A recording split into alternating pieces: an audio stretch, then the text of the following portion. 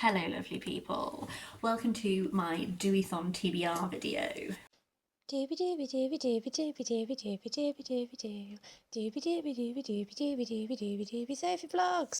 I had hoped to get this video to you in February and not indeed in March, the month that Dewithon is already happening, but let's be honest, everything's chaos, so haven't done that. I've got quite a modest little Dewithon TBR this year. I should tell you what Dewithon is in case you're new to the channel. When you are watching this, I will have actually moved house. When I'm recording this, it is literally less than 48 hours until it is happening. So I am probably going to spend quite a lot of March because I'm moving from rented to buying a house. I have this rented house for a bit longer than you would normally have if you're just moving from one house to the other. So I'm going to spend quite a lot of March cleaning this house.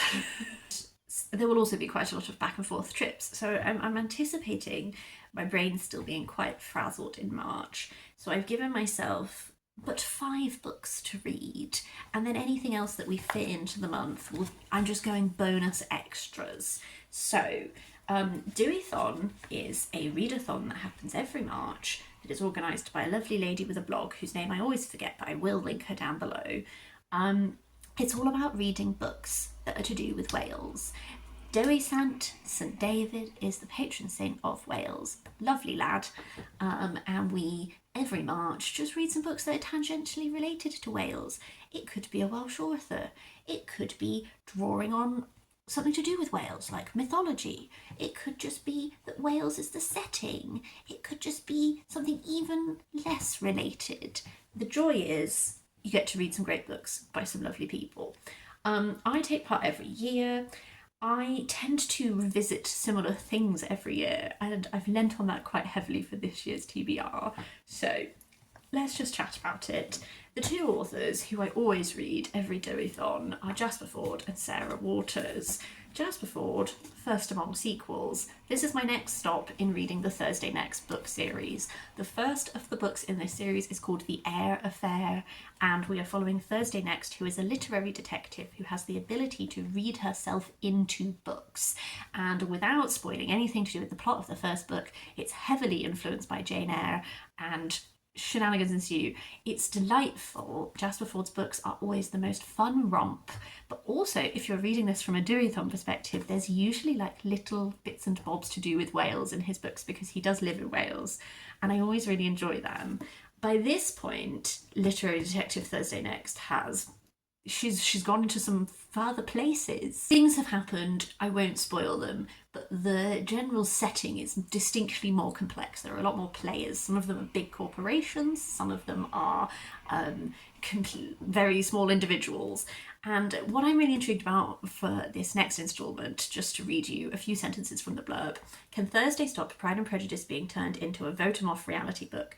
Who killed Sherlock Holmes? And will Thursday get her teenage son out of bed in time for him to save the world? I think it's going to be a delightful romp. I also think it's exactly what I need if I'm having a bit of a busy March. I think this is going to be wonderful. Another book that I think is going to be wonderful, Sarah Waters, my beloved.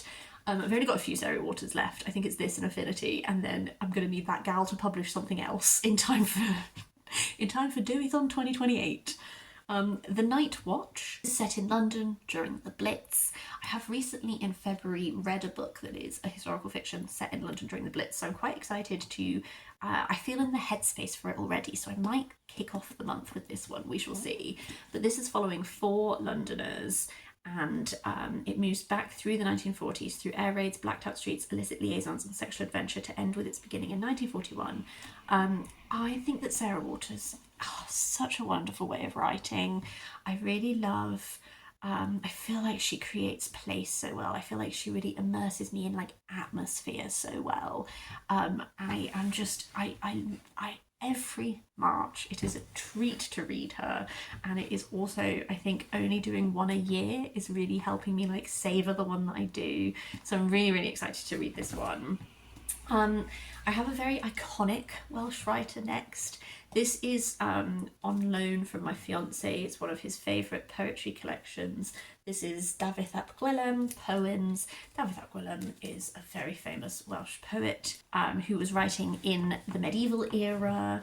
I have read the odd poem, but I've never done a full dive into his poetry. He's very much my fiance loves his poems very deeply. What I'm thinking of doing is maybe not tackling the whole collection in March, we'll see, but I'm definitely going to start immersing myself back into poetry. I think this is a dual language. Yes, this is a dual language translation, which is wonderful because I'm not a fluent Welsh speaker. I can do a wee smidge, but not a lot. And all of the poems have a lot of notes accompanying them. So I think I'm going to really take my time with this, but he is a very iconic medieval Welsh poet who I'm really looking forward to getting to know better. My final actual Welsh writer is this collection that is called Sioned to Hwnt, which is an anthology of work by Welsh deaf and disabled writers. It is edited by Bethany, Handley, Megan Angharad, Hunter and Sioned Erin Hughes. I bought this from, if you're in Cardiff, the Millennium Centre has a lovely little shop called Armadillo, and all of the profits raised go back into funding stuff to do with the WLO and all that kind of stuff. And I've been wanting, I actually saw this in Hey on Y, in Gay on Y, the LGBT plus bookshop that is there, and I didn't buy it because I bought a different book instead, and then I regretted it. So when I saw it again, I was like, hello friend, coming home with me. I'm really excited to get to know some Welsh deaf and disabled writers. This will help me stretch my language skills a little bit because some of these are completely in Welsh, so I'm potentially going to have to draw on my fiance to help a little bit because I'm not fluent. Siarad tepyn bach, I'm not good. So, but I am really excited to explore a collection. And then the final book that I have planned, I'm going for a link to the fact that the Arthurian stories have their roots in the Mabinogion and, Welsh literary canon. So I am going to read one from my 26 and 26 list, and that is the next instalment on the Once and Future King series by T.H. White. Where I'm going next is The Candle in the Wind. So it's the penultimate book in the trilogy, and I want to do both final books this year. I am absolutely loving how T.H. White approaches the Arthurian mythos. I find he has a slight irreverence for source material that I really enjoy, and I really always appreciate the perspective of his lens and all that kind of thing. So I'm so delighted to revisit him. I will mention the book I'm currently reading doesn't really have a link to Wales, but I'm going to mention it anyway because it's probably going to carry over. I started reading Duncton Quest by William Horwood. This is the second book in the Duncton trilogy, which Duncton Wood is the first book. And some of these moles are Welsh. They're from Shabod. So some of these moles are actually Welsh, so I'm just going to mention it. In the first book, there was a big bad evil mole who spoke Welsh, and I feel like that's enough of a link for me to tangentially relate this to Dewithon. Yeah, not really, but I wanted something that would be fun to read while moving, and someone I know has very kindly lent me the second book in the series, so I'm going to try and make headway on this as well as the rest of the stack. But that's everything. I'm keeping it quite chill because frankly I actually don't know how much reading we're going to get done this month. But I know that a fair few people who watch my channel take part in Dewithon every year. I would really love to hear what you were reading, if you're reading anything for it. If you have just any Welsh book recs in general or authors or anything, please let me know. And even if you're not taking part in Dewithon, do you have any reading plans for March? Is there something that you're doing instead? I know that the Irish Readathon happens in March. I know there's a few other things happening, so I'd love to hear what you have on the cards. And yeah, I hope you're having a really lovely day. I will see you next week for something where I'm probably going to be slightly less of a scatterbrained little gal.